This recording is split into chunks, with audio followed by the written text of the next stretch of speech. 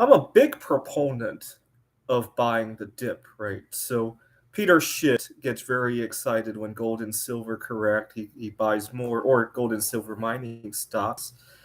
And this time around, I had a little bit of a mixed feelings though, not because of the reason that you might think I would have mixed feelings.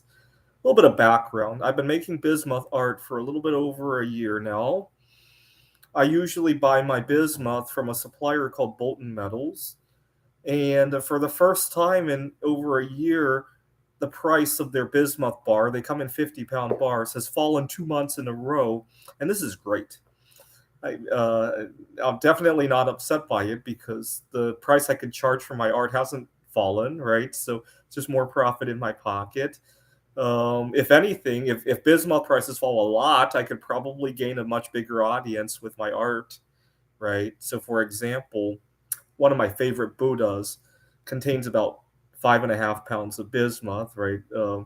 There's only so much I could do in terms of the price, right? You go to the art show, they take a big cut out of everything. I got to negotiate the cut though, because most of the people who go to those art shows, they're selling stuff that don't have a lot of cost in terms of raw materials, right? So I gotta negotiate. I'm usually selling things that are much higher in value per piece, right? So I'll have to talk to them and see if I can get some kind of volume discount. But short of that, there's only so much I could do for the price, right? I would so much love it if bismuth prices were to fall 50%, 60%, 70%. If they fell to be so cheap that it was like zinc, right? I would so much love that, right? Right now, I also make art out of zinc. I'm hoping to try copper at some time. Those are cheap, right? Well, they're cheap because I have a cheap source for them, right? And to see how that goes. But I still love bismuth, and it'd be nice if I had a bigger audience with it, right? Right now, I'm eyeing uh, the price of palladium, obviously. Right now, it's at a 5, 6 year low, and I'm hoping to watch it a little bit more. I might start dollar cost averaging on it soon. The tricky part is that you got to buy an ounce before you get a decent price on it, right? You can't really get a good steal buying a tenth of an ounce or even a quarter of an ounce. So I'll have to think about how to watch that. And if I could buy a tenth of an ounce, I would have started dollar cost averaging, right? And I'm looking at mining stocks, and this is great. Now, the reason I have mixed feelings isn't because, oh my God, I just lost a lot of money. No, I don't have any plans to sell any of this yet. The reason I have mixed feelings is that it increases the opportunity cost of everything else in my life, right? So, for example, it's Saturday. I was thinking about going to my favorite restaurant, but that dinner at the restaurant is now costing me more silver, more palladium, more bismuth, more whatever, right? And so that's the main trade off there, right? So it's weird. I used to love these buying opportunities, but lately, now that I love life too, it's kind of a mixed feeling.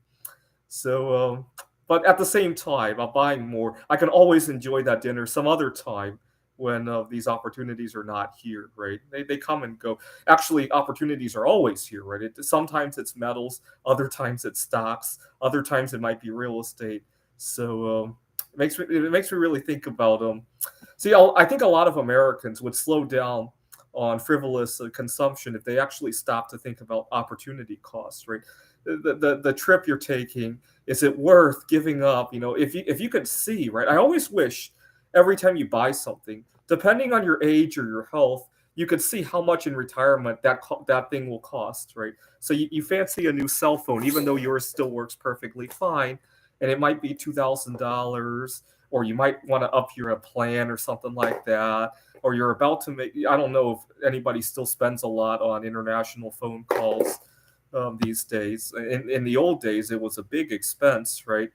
So every time you dialed an international number or you thought about buying a new cell phone, depending on your age and your current health, it could say you got to give up 50,000 in retirement for this cell phone. Do you still want it? Right? I need to design an app that will do that, right? It will probably slow a lot of people down, right?